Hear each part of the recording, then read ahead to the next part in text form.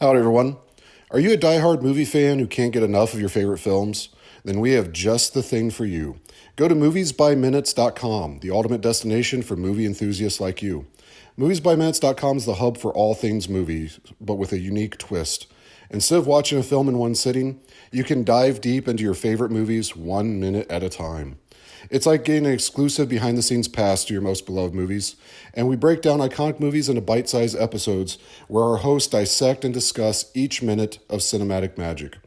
Whether you're a fan of action packed blockbusters, heartwarming rom coms, spine chilling thrillers, or even classic masterpieces, MoviesByMinutes.com has a podcast series for your every genre and taste.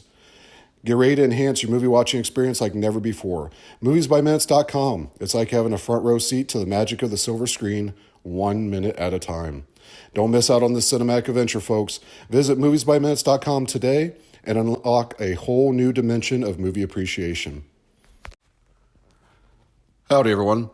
Are you ready for a summer full of strikes, spares, and unforgettable fun? Then we've got the perfect program for you. It's Kids Bowl Free, the ultimate way to keep your kids entertained and active all summer long. That's right, folks. Kids Bowl Free is the hottest program in town, and it's absolutely free. Say goodbye to summer boredom and hello to endless excitement at your local bowling center. Bowling's a fantastic activity for kids of all ages. It promotes physical fitness, coordination, and teamwork while providing loads of laughter and friendly competition. And here's the best part.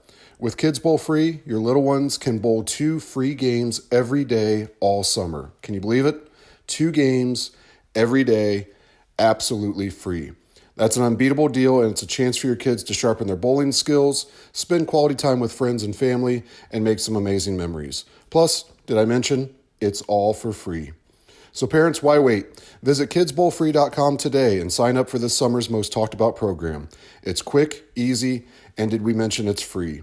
So gather up your crew, lace up those bowling shoes, and get ready to knock down some pins. Your kids will thank you. Kids Bowl Free program availability and terms may vary by location. Visit kidsbowlfree.com for more details. I now declare the quick draw competition open.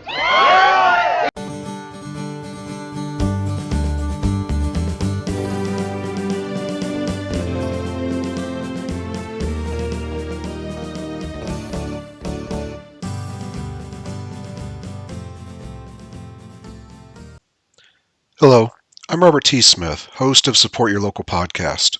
I want to take a moment to remind you to hit that fast forward button. That is, unless you want to hear about something good being done. Anyone who knows me knows that I love bowling. In 2016, I founded the Smith Family Bowling Scholarship Foundation, intended to honor my father's hard work and dedication to community service and award scholarships to youth bowlers throughout the nation. To date, we've awarded well over $15,000 in scholarships. If you are a bowler, know a bowler, have ever seen a bowler, or heard about anyone who has ever seen a video of a bowler, I'd love for you to help promote the SFBSF and its mission. Please go to sfbsf.com and see what we're all about. While you're there, please consider hitting that donate button and helping us make a brighter future for our youth.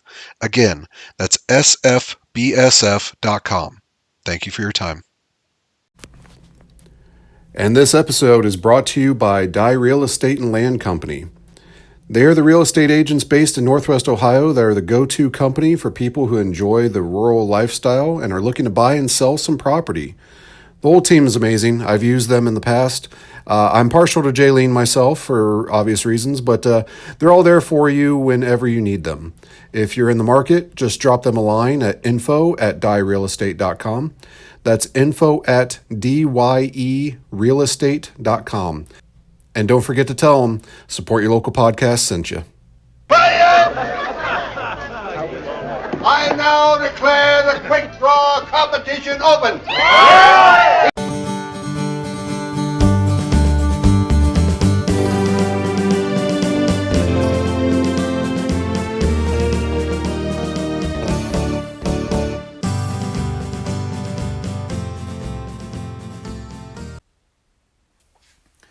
Howdy, everyone.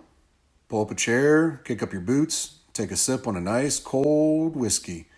It's Quick in the Pod, the Support Your Local Podcast Network show where we take a look at Sam Raimi's Quick and the Dead, one chapter at a time. I'm your host, Robert T. Smith, coming to you from beautiful Tombstone. Yes, that one. It's that one. Who's that voice in my ear? I hear somebody. Oh, wait. It's Brian Boucher. It's Maverick. I'm back. Yay.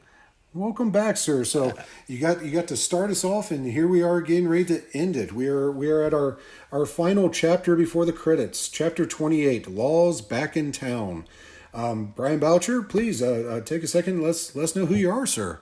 If you don't know by now. Yeah, if you don't know by now, I'm a podcaster myself. I did a little movie podcast about Top Gun from 1986. Heard of it? Yes. Yeah. You should. You were on it. Yes. That's a movie starring James Tolkien. Yes, and you were on it for like a whole week. I was. Yeah. Of a whole week of they shot a missile, they missed a missile. They shot a missile, They shot a missile. Yes. You had a very, very climactic episodes. Yes. It was fun. It was great times. Yes. Oh, dude, absolutely had a blast. So Brian is back with us. He is our reigning champion of guests. He was the first to throw his name on the board. He is Maverick. He has outlasted all of our other gunfighters, and here we are at the finale, ready to win his award, which unfortunately is being scattered in the winds and being burned in a fire right now. So. But before we jump into our final chapter, I want to take one last look at one of the cast and crew. Today it's going to be Alan Silvestri, a world-class composer, easily one of my top 5 favorites, in a segment that we call Put My Damn Name on the Board. Put my damn name up! And here we are. So Alan Silvestri, for those that don't know, let me give a little brief rundown. Born March 26, 1950, he has several Academy Award nominations. Unfortunately, he has never won one, which when I go through this list of movies, you tell me how that's possible. How this guy hasn't won one. I can tell you the answer right now. I don't know. Out of every single one of them, I don't know. Yeah. The only thing I can figure is John Williams and Steven Spielberg had a movie every single year that he had one. That's all I can figure. That's very possible. Yeah. But so 1972, he starts out with the Doberman Gang. He falls into the traditional 70s TV stuff. So this is right up my alley. Obviously in season 1, it was a list of a cast of character actors that were in every single TV series. Well, Mr. Alan Silvestri actually got to compose for most of every TV 70s series. So we're talking Chips, Starsky and Hutch, T.J. Hooker, my 6th favorite William Shatner vehicle. Finally gets into the big leagues with 1984's Romancing the Stone. 1985, I having a hard time finding where he did something. What was it? Back to the Furniture. I can't read my own notes. You have that one up Brian? Isn't that the one with James Tolkien? That that was in Top Gun. Masters of the Universe? No, Top Gun. He was in Top Gun. Well, he's in Masters of the Universe too. That's true, but Back to the Future. Oh yeah. Slacker. That guy. Oh yeah. I guess that's what I wrote. Yeah, Back to the Future. So I mean, right off the bat, top 5 most recognizable theme songs. Yes, of course.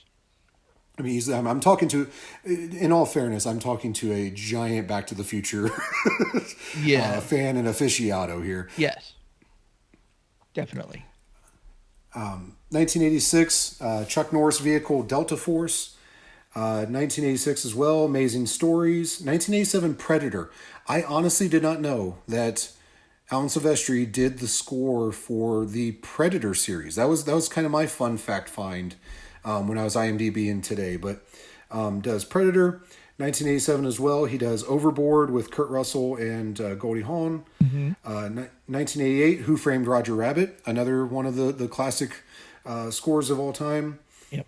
1989, The Abyss. Another movie, Back to the Future 2. He moves into the next year with Back to the Future 3. I question those dates because I know that they were like one of the first movies that did the shot back-to-back type thing, all of the Matrix. Right.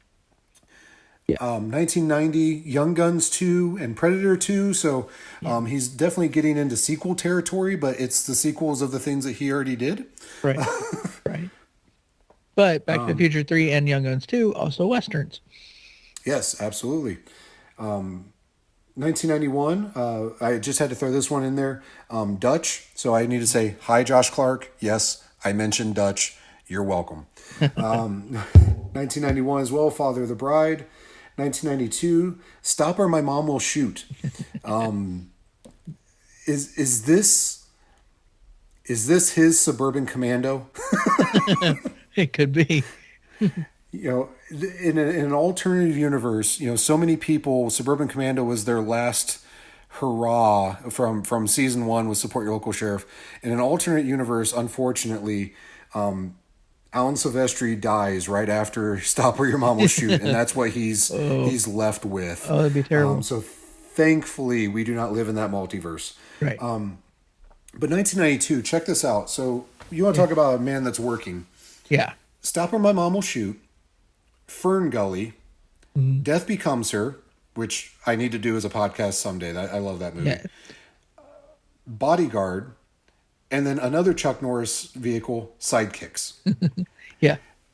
Now, in a previous episode, we spoke on kind of the diversity of movies that one person could have in a year. Can you imagine the level of talent for a man that has to come up with music for Stop or My Mom Will Shoot, Fern Gully, Death Becomes Her, The Bodyguard, and Sidekicks? Right. Yeah, and comes something that's good. Yes. And that's worthy to be put on a movie. Because Yes. I've dabbled in music and tried to write songs, and yeah, I can't even get one. Yeah, I can imagine doing songs for, you're getting, multiple songs for each one of these movies. Yes. And they're all good. Yes. Yeah, that man is a genius.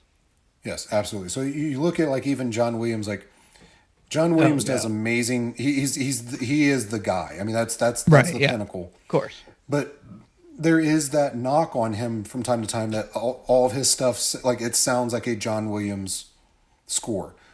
You hear 30 seconds of it, you're like, that's a John Williams movie. No, yeah.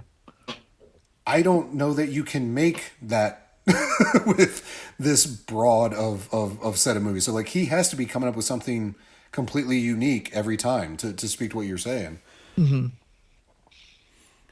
So then, and we're not even getting good yet. We got a lot more coming. So 1993, Super Mario Brothers. Super Mario Brothers. There you go. Yes. That may have replaced Stop or My Mom. You got to have one weird one in each year, I think. He has that because he follows it up with Grumpy Old Men. So, I mean, not known for the score, but still a classic movie.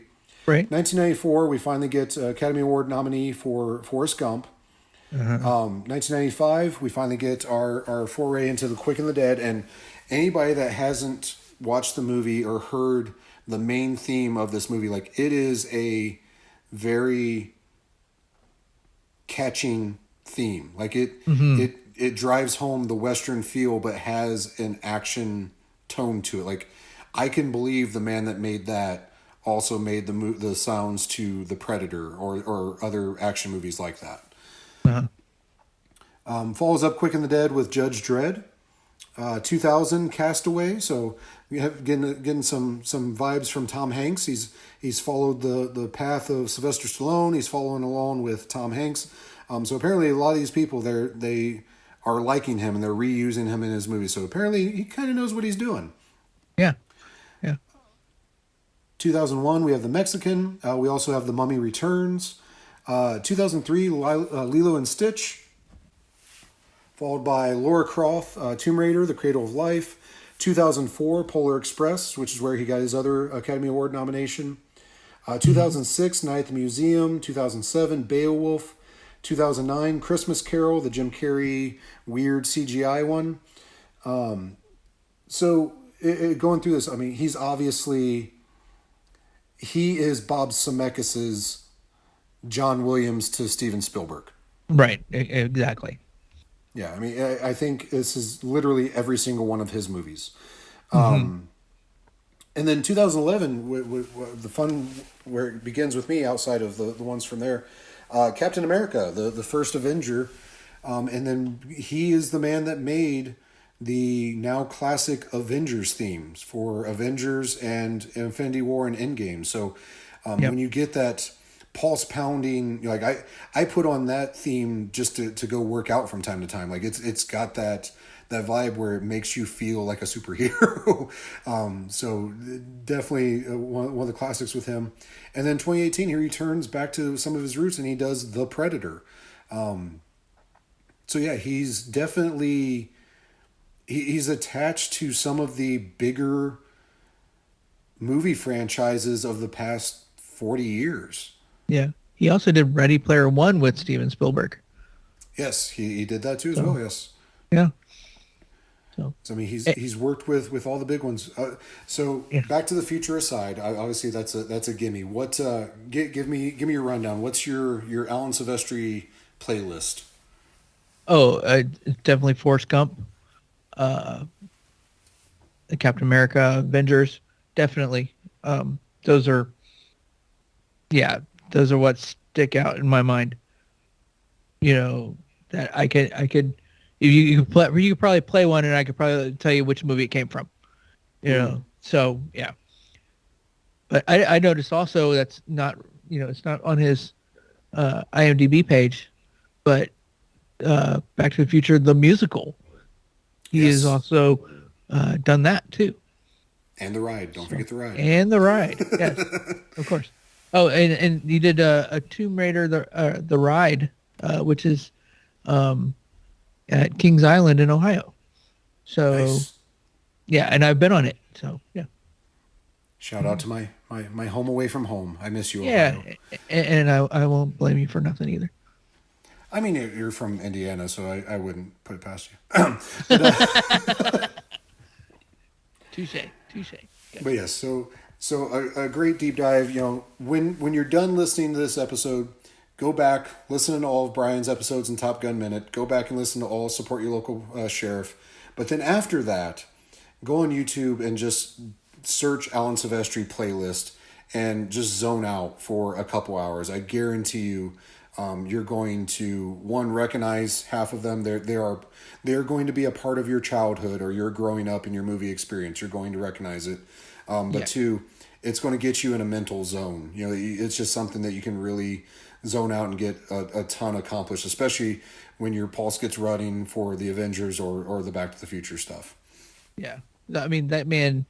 It doesn't matter what genre you like, what genre of movie you like or you prefer. You're going to find something that he's done. Yep, absolutely. Yeah, and that's where he gets up on the Mount Rushmore. It's John Williams, it's him. I mean, Hans Zimmer, maybe Howard Shore, right? Elfman. Yeah. Is there five Elfman? on Rushmore?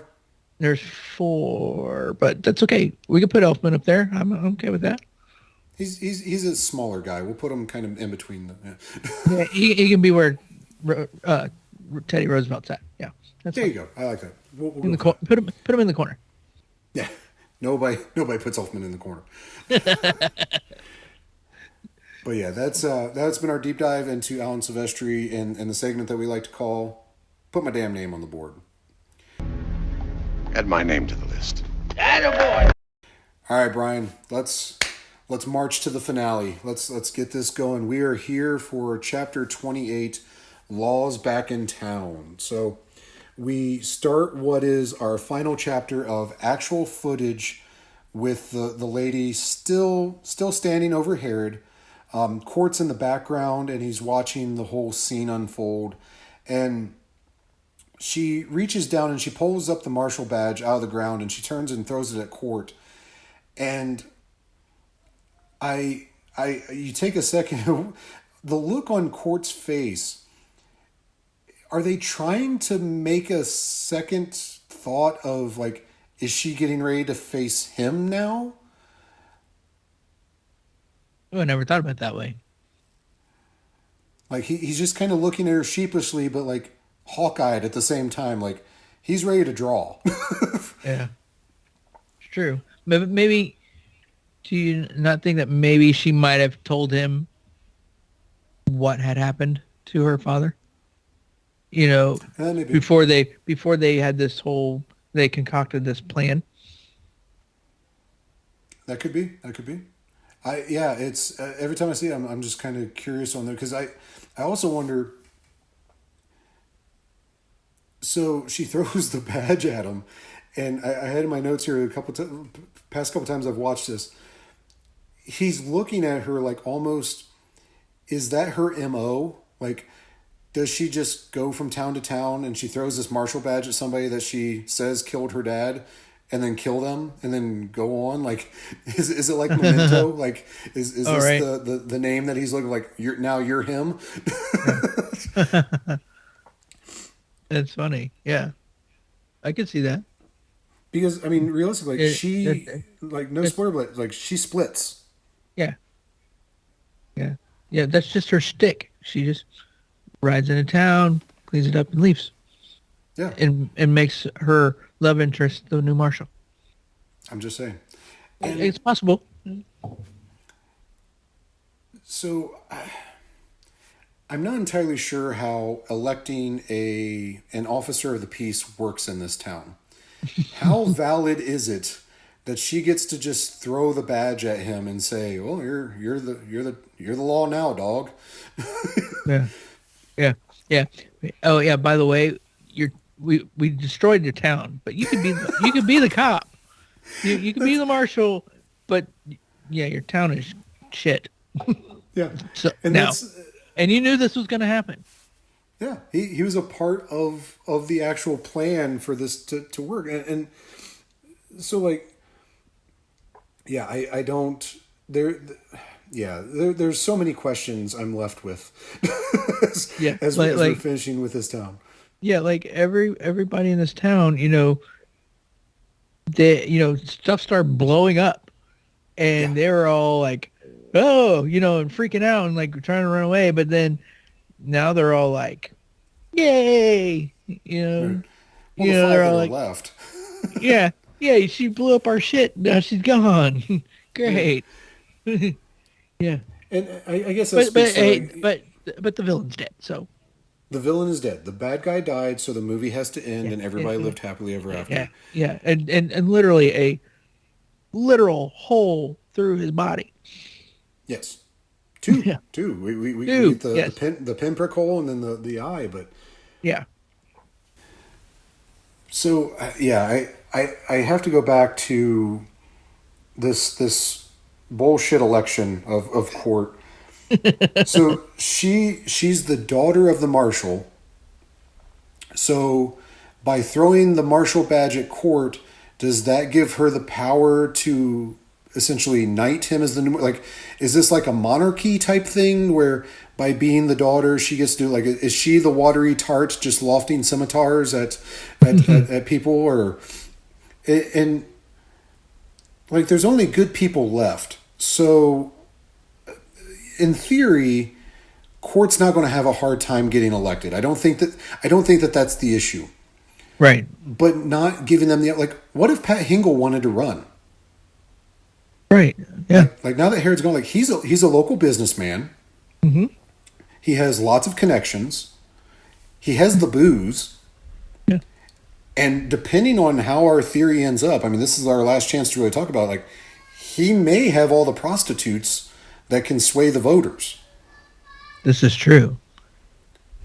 Definitely. So, I mean, I'm just saying. Yeah. Madam Pat Hingle. Mm-hmm. Madam Pat. Hashtag Madam Pat. But and the flip side of that is, okay, so she rides into town. Here's this preacher who has gone against his vows and resorted back to being a killer, good or bad. He is a murderer. And she just kind of makes him the marshal and then rides off into the sunset. Like, who's to say that he's not going to turn into another Herod? Like, he's been told that he's cut from the same cloth. There's the righteousness factor that we just went through with Herod. So is he going to make this a God-fearing town, whether they want to or he has to shoot them? We don't really know enough about Court to say that he's the man for this. Right. Question mark? Question mark. Definitely. Yes. Another. I have a couple more candidates for sheriff or for marshal. Okay. Let's talk. What about the blind kid? If he really is blind, right? He has the sympathy vote. He has the connections because he supplies all the people. Right. What about Maddie Silk? She's a recent widow of a very popular town character. How many senators do we have right now that have ran just on that platform? It's true. I have one here in Arizona. Yeah. Yeah. So just saying. Just saying. Maybe. Yeah. I don't know if that would have worked. Go, because still 1800s. Women in politics. I mean, I'm not saying it's right, but yeah. Yeah, that's a valid point. That's you got that one. Okay, we'll cross her off about maybe deputy. Maybe make her a deputy. Maybe. Yeah. But to close, the lady gets up on her horse, and we notice that she's not using her left arm. So I'm assuming that's where Herod shot her. We know that she screamed as Herod got off his shot, but we never actually saw where she got hit. Which would be interesting if she got shot there, because that's the exact same spot that she got shot during the Eugene fight. Right. But she does. I have a note. You kind of spoke to her. So she leaves poor Court, and he's still speechless. He doesn't say a word. He doesn't blink. He just looks at her with that look. And he's standing there in front of a lot of dead bodies and a lot of on fire and or destroyed buildings with $123,000 burning up. And my note on here is, thanks, lady. Oh, no, that's okay. I'll clean up your mess and try to help our impoverished townsfolk survive. Don't worry. Enjoy your ride to wherever the hell you're going. ... Yeah. Yeah. Didn't exactly leave him a whole lot to marshal. Right. Maybe he was just stunned by her hair, because it was all... It's very flowy, like very... Yes. It's very curly, it's not straight like it has been, Yes, it's unkempt. Maybe he's just awestruck. I mean, whether you include the deleted scene or not, maybe he's just, he's going back to the bank, Yeah. Maybe. No. Yeah.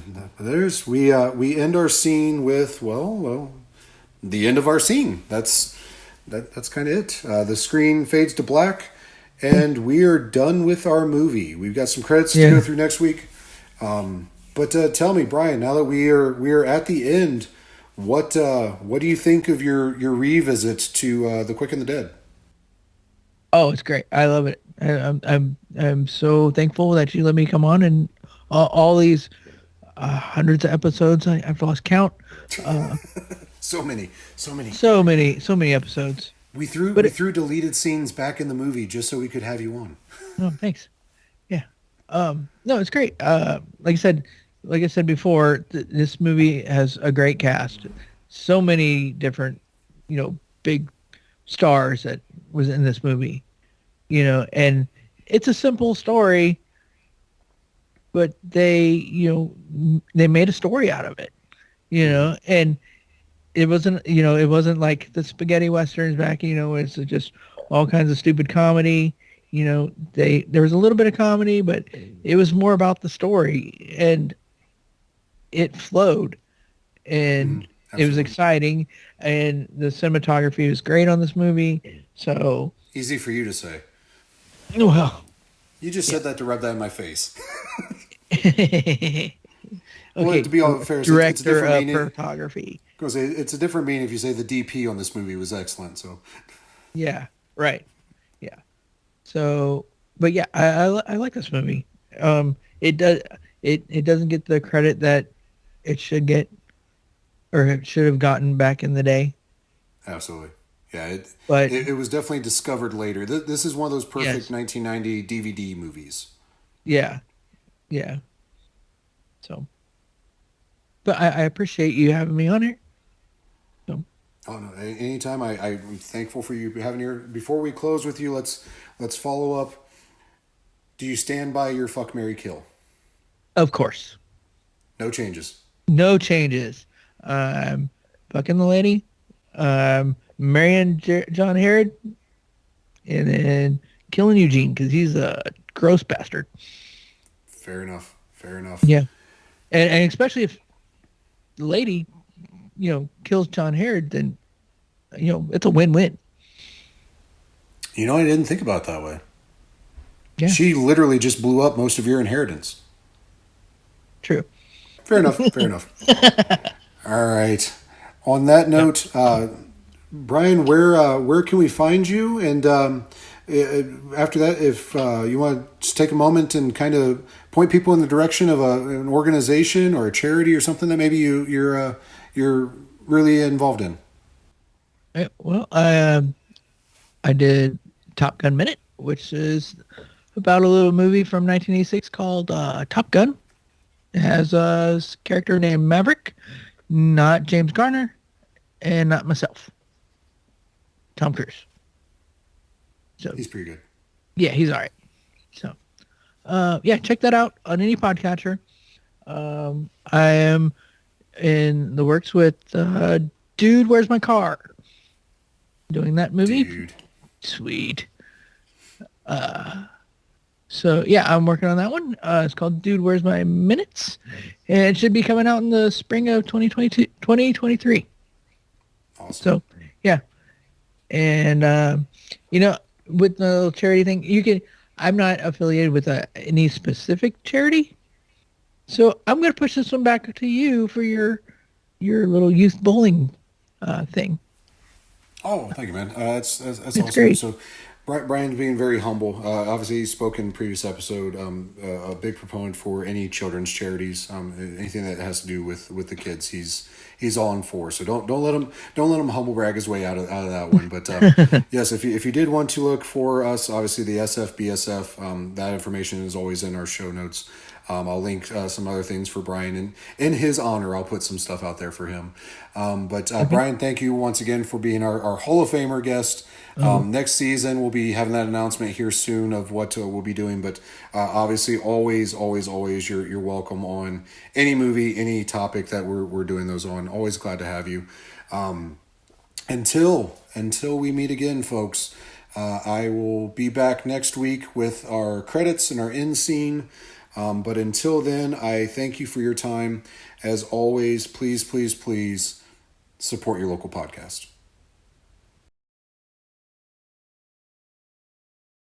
Yeah. All right, you sitting good? Yeah. You got one more left in you? Yeah, for our 20-second video clip. It's not the size of the clip, it's how you use it, Brian. I know. Pervert. Right. So, dude. Sweet.